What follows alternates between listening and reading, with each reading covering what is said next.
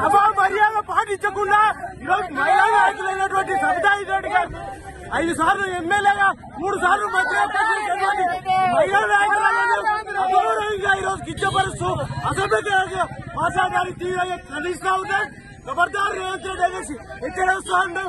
దేశీయంగా అదే చట్టసభలో సభా మర్యాద లేకుండా ఈరోజు పద్ధతులు పాటించకుండా మహిళా నాయకురాలు 5 సార్లు ఎమ్మెల్యేగా ఓటు మెరుగైన నాయకురాలుగా ఉన్నటువంటి మహిళా సభ్యులను చూడకుండా ఈరోజు సభా గౌరవ మెరుగైన తెచ్చుకోవాలి.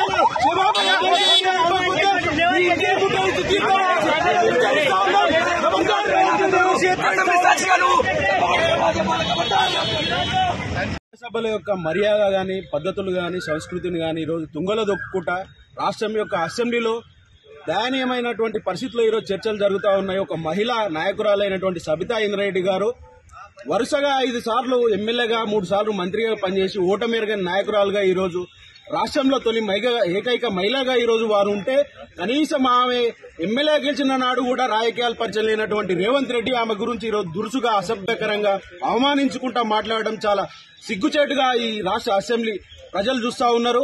తక్షణమే బేషరతుగా ఈరోజు రేవంత్ రెడ్డి గారు క్షమాపణ చెప్పాలి. లేని ఏడల రేవంత్ రెడ్డి గారిని భౌతిక దాడులకైనా సిద్దపడతాం, మీ ఇంటిని ముట్టడిస్తాం, మీ రాష్ట్ర కేబినెట్ ను కూడా పనిచేయకుండా ఈరోజు విధులకు ఆటంకం కలిగే విధంగా కూడా ఈరోజు విద్యార్థి నాయకులంతా కూడా కదొక్కే పరిస్థితి ఈ రాష్ట్రంలో ఉన్నది. ఎందుకంటే వారి యొక్క ఇంద్రారెడ్డి గారు పట్ల ఇంద్రారెడ్డి గారు తెలంగాణ రాష్ట్ర సాధన కోసం పార్టీ పెట్టి కొట్లాడినటువంటి చరిత్ర ఆ ఫ్యామిలీకి ఉన్నది.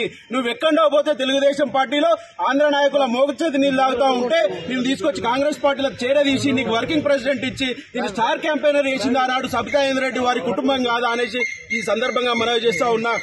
అంతేకాకుండా వారి యొక్క నీ ఎదుగుదలకు కారకులైనటువంటి నీ మూలాలు మర్చి ఈ రోజు నువ్వు ప్రవర్తిస్తా ఉన్నావు. నీ యొక్క స్థాయి తెలకుండా ఈ రోజు లక్కీ లాటరీగా నువ్వు ముఖ్యమంత్రి అయినా అనేసి ఆ విషయాన్ని మర్చిపోయే రోజు నువ్వు నీ స్థాయికి మించినటువంటి మాటలు మాట్లాడుతున్నావు.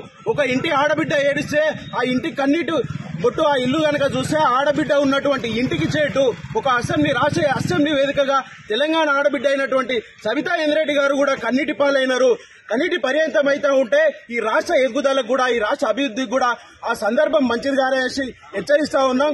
ఈ పరిస్థితులు ఇట్లనే ఉంటే మీరు ప్రజా సాక్షిగా ఈ రోజు వేదిక చట్టసభల వేదికగా మీరు గనక క్షమాపణ చెప్పలేకపోతే ఖచ్చితంగా మీ ఇంటిని ముట్టడిస్తామనేసి హెచ్చరిస్తా ఉన్నాం. ఖబర్దార్ రేవంత్ రెడ్డి.